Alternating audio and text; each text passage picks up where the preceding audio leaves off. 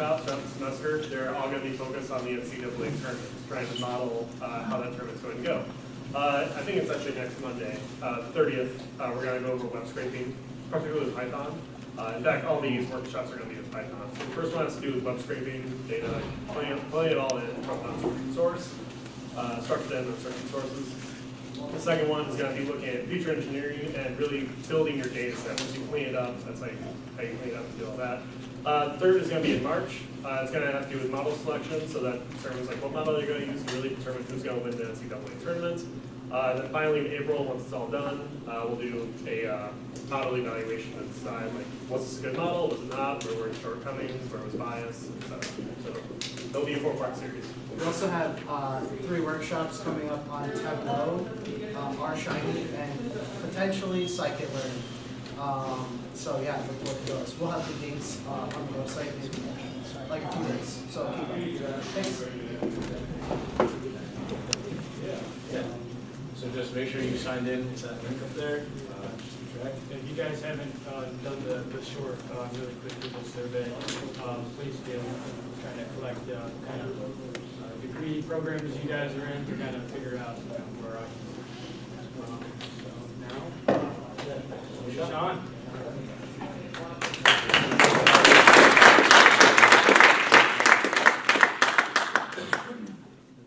Instead of saying testing, I just say go green, right? Yeah, go white.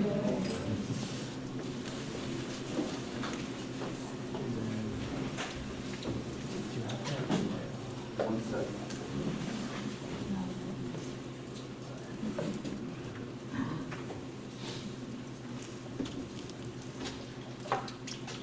I have to mirror my display here. I think you should drag it to the right of your screen on the laptop.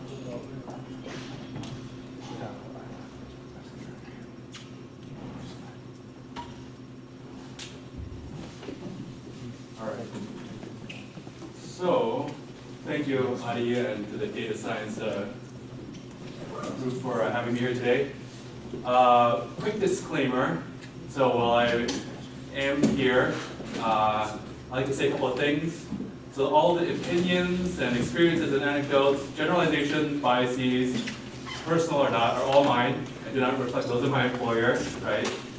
And also because I work for a financial trading company, I'd like to say that any images or points that I'm using in this presentation serve to minimize the amount of bullet point text here and should not be treated or interpreted as financial advice. Okay, so none of this is advice.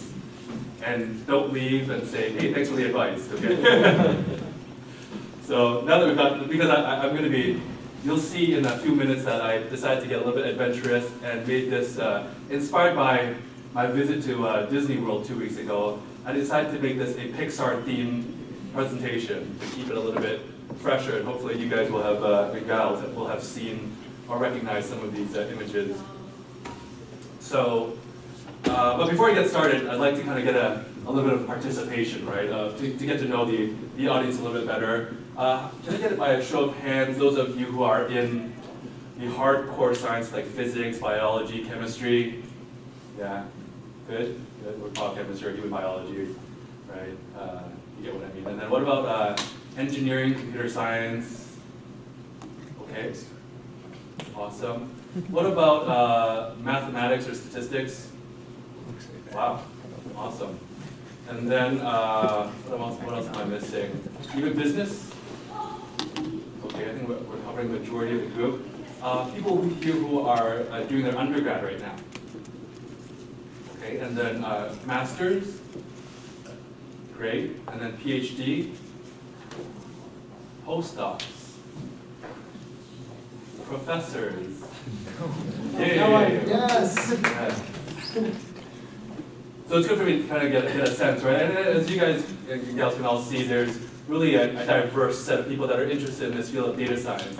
And really today's talk, if you didn't really get that sense of feeling from the description or the abstract, right, isn't so much about machine learning or methodologies, right? This is really about one's journey or path to kind of going down that data science route about finding a job, looking at job postings, talk about resumes, what's important in business, and how to think about that. And maybe it's a good place to start is my background. So I'm Canadian. So I came from, I went to University of Toronto called York University. York University to the University of Toronto is like what MSU is to U of M. Okay, to give you an idea. So we're sort of competitors. But I want to also outline at the bottom there, right, that the things that I did while I was at York University, to give you an idea that, you know, I didn't necessarily come from hardcore computer science, let's say, or statistics, right? So I actually was a biology major with an applied math minor, but I also sort of did research along the way as an undergrad. I did some tutoring, and my actually trajectory was to do medical school, right? And then when that didn't pan out, I think things really changed for me. But along the way, I also learned different programming skills, such as your basics, or your HTML, CSS. I did a little bit of Python out of necessity when doing research, but coursework did Maple. Anybody familiar with Maple? You know, it's like your MATLAB, you know, cousin out of Canada, right? Numerical analysis, I took a course in that through a math degree. And then I like to ask this question, or sort of pose this point here, right? And here goes our Pixar theme. You know, just graduating, right, from your undergrad versus going to graduate school. That's often a question that people like to play around with. And I often say that if you're sort of still unsure or pursuing hopefully more education, you can consider going down that graduate school path, right?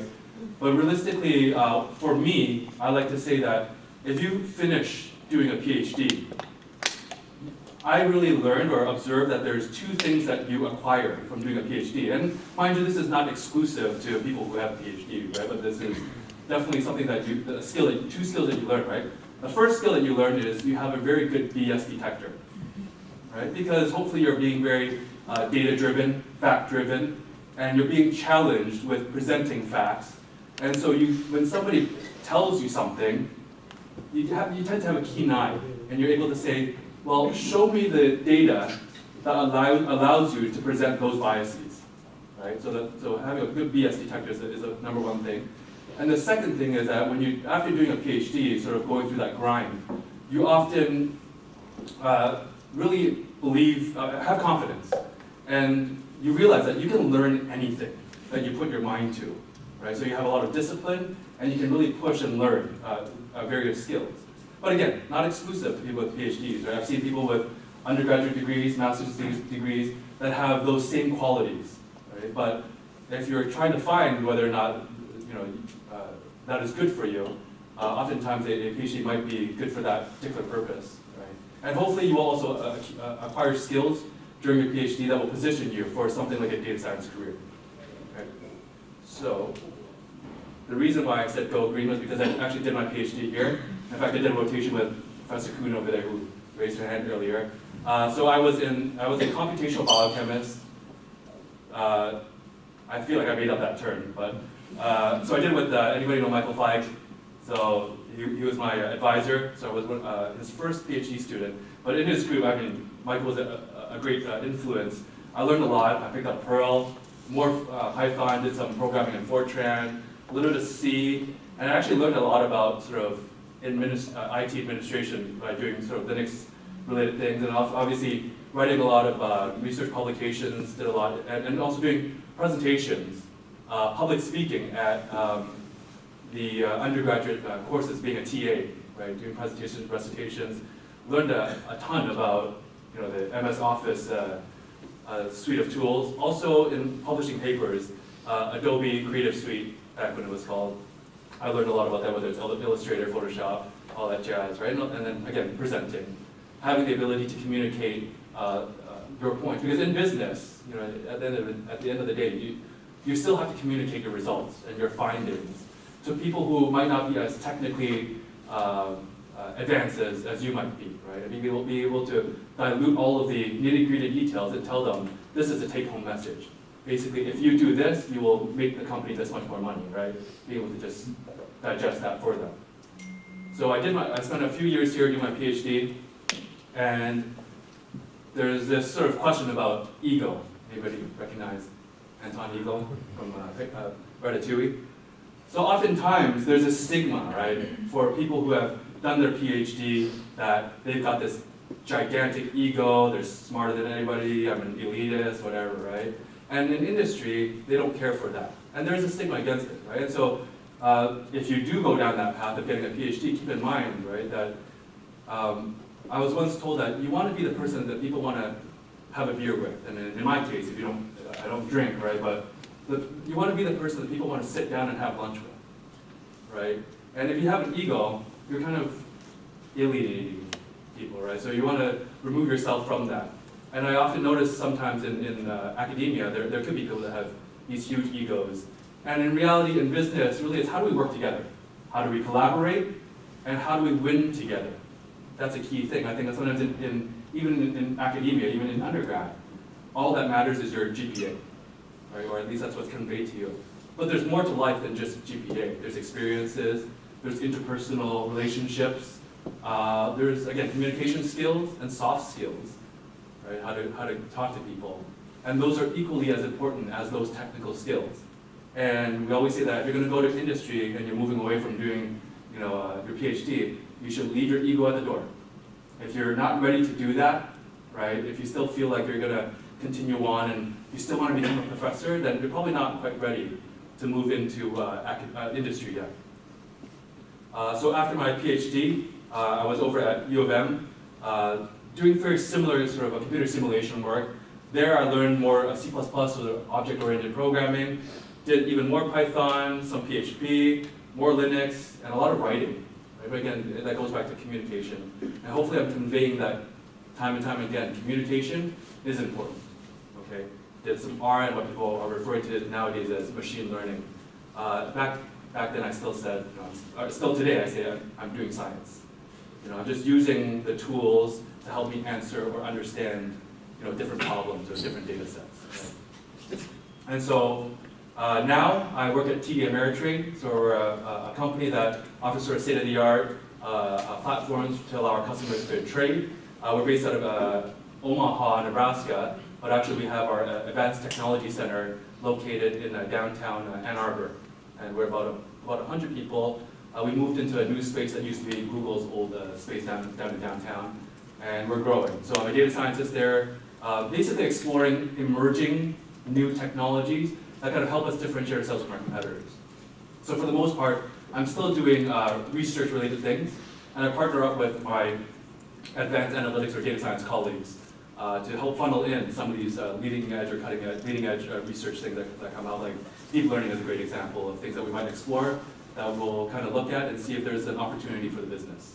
But there, notice the first thing that I list there that I've done or learned, right, is business. Get to know how a business functions. The organization, the people, it's very, very important. Because you're no longer just relying on yourself now. You're relying on the infrastructure that an organization has. Right? And also, the relationships and the personalities of the people. And then I do a lot of Python, especially now, and I use the PyData stack. You can kind of look that up. Again, Linux, R, and I started doing some Java too. So I will pause there. Right? So I'm going to continually have these slides that say questions, and this is your cue and opportunity to feel free to raise your hand, ask any questions. Right? So I open it up. There's no dumb questions, or as my boss says, only the wrong time to ask it, but this is the right time. Right? So any questions even about sort of the path? Yes? So like you listed like all those programs. If you're just like starting off, which one do you think you should start off with? The short answer is choose the right tool for the right problem. The long answer is Python. So realistically, choose the right tool for the right problem, right? But I think my bias, again, right, go out and gather your data, right? Being data scientists, I want everybody here to be data driven. This is only one person's opinion, right? Go out and talk to more people, especially Sebastian sitting over here, right? You guys have a resident expert data scientist here that you can sort of query. But I think from my perspective, Python serves a lot of the purpose, right? Especially if you're developing something from end to end. Python is fantastic for that. I think that R is probably a lot more challenging, and I'm sure that has grown over time, and I'm sure that when you have Hadley in here, he will advocate for R no doubt about it, right?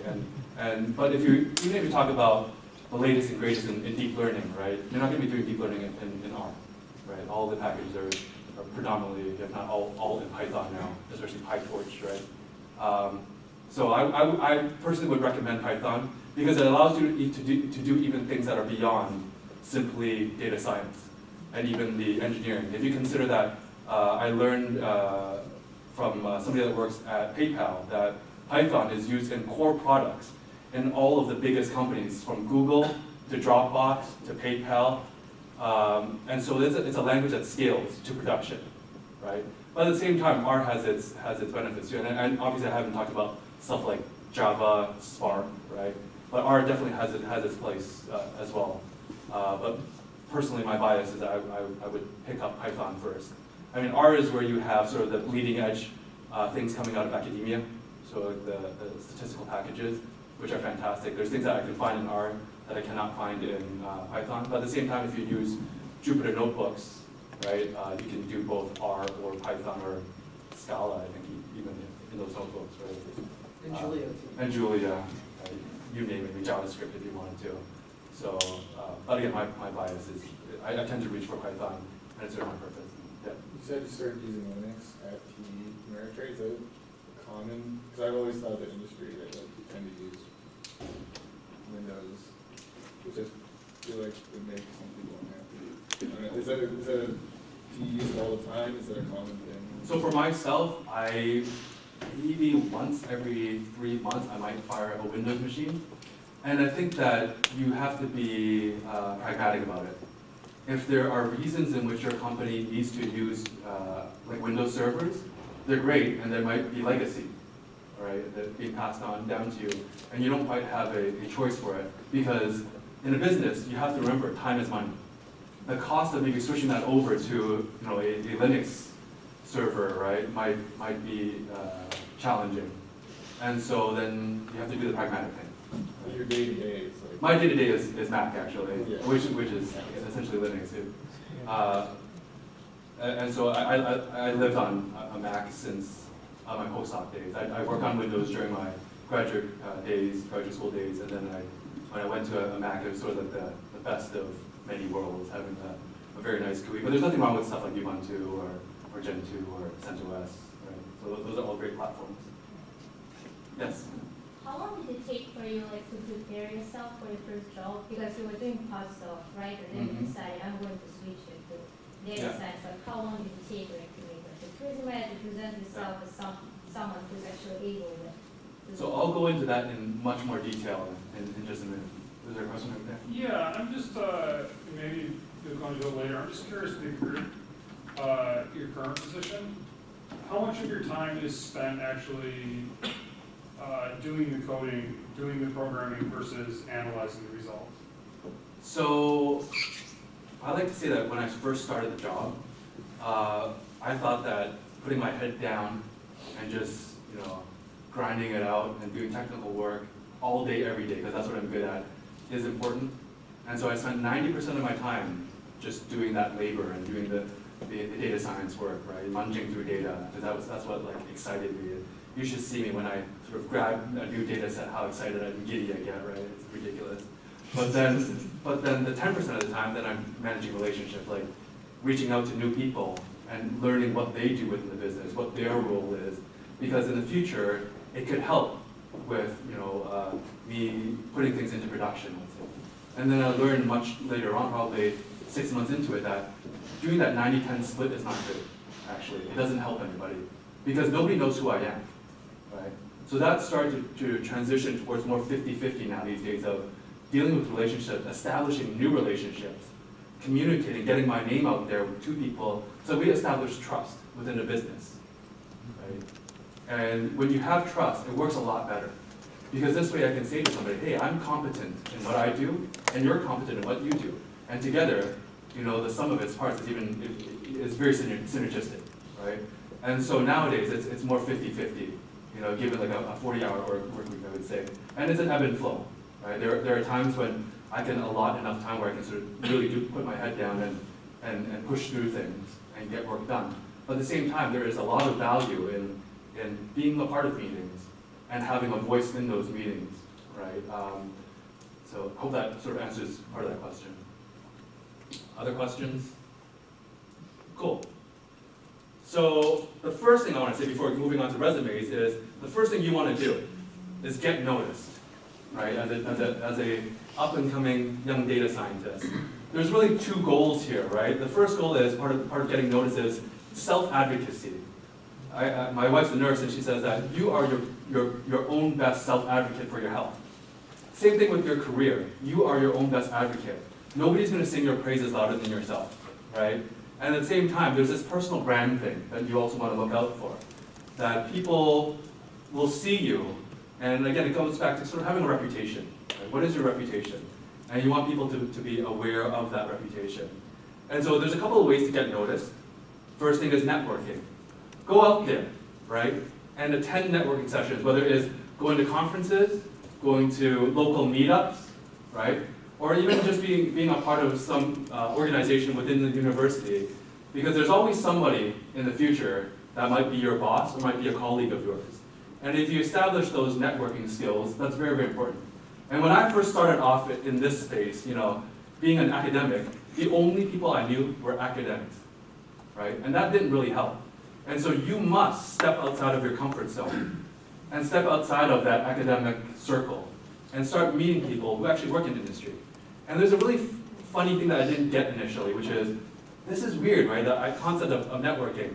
What do you mean I go to this place, for cocktails with people that I don't know, and I don't want anything from them, and they don't want anything from me, and it's just to chat, right? It doesn't make too much sense. But then the more and more I did this networking, the more and more people were telling me that you have to network. Then I understood that the point of networking is that people in business do this all the time. Okay? They actually go out there to talk to people because they work for a company, and maybe 6 months, a year from now, a job position opens, and they'll remember, oh, that person that I met at this function, they might be good for this. Let me reach out to them. I've connected with them on LinkedIn or on other social networks, right? And also, I've had opportunities where people have met me through functions similar to this. And they might reach out and say, hey, can you help me look at my resume? Or do you mind if I grab 30 minutes of your time, let me buy you coffee? Right? People are in industry or outside of academia, they're so used to doing this. They don't really bat an eye. But you don't want to waste their time either, right? You want to go there and have the pointed questions of what you want to get out of it, right? And also what you present, what you bring to the table. Tell them what you're looking for. So you want that sort of 30-second elevator pitch of, this is me, this is what I do, this is what I'm looking for. In 30 seconds, be able to pitch that, right? And to sell yourself. But people remember that. And so it's not that necessarily they're going to give your job offer on the spot, but they'll remember it, and the network, right, literally it spawns off. When somebody else says something to them, they're like, oh, I remember that person that I had met. It sounds like they might be a good match, let me put you in contact. And even if you meet with somebody that doesn't have anything for you, right, or isn't a good match for what you're looking for, always come away from that meeting, hopefully with a contact of somebody else that you can network with and meet with. And again, people in industry, this is so normal to them. So don't think that it's a burden that you're, as long as you're not wasting their time, it's fine. Okay? And then the next thing is get social, stay social. So get on these platforms, be on Twitter, stay connected to people, know what the data science scene is. The data I got on Twitter, I didn't get it at first, but probably about 2 weeks into it, it was the greatest source of data science information that I could ever ask for. Every day, I'm just consuming, and I can stay on that bleeding edge without having to necessarily seek it out in detail. And I'm borrowing the senses of other experts, like the Hadley Wickhams, like the Kevin Novaks. Right? And similarly, get on Quora, look at what people are saying and answering questions. Or if you have some expertise, go on there and get noticed too. Right? Answer some questions if you have some experience with it. It doesn't always have to be right. I think in academia, there's this drive and this push to be, perfect with your answer, right? Otherwise you don't get 100% or get an A+ or 4 point. On all of these forums here, it's fine, right? Put yourself out there and definitely have a LinkedIn account, okay? For people who are real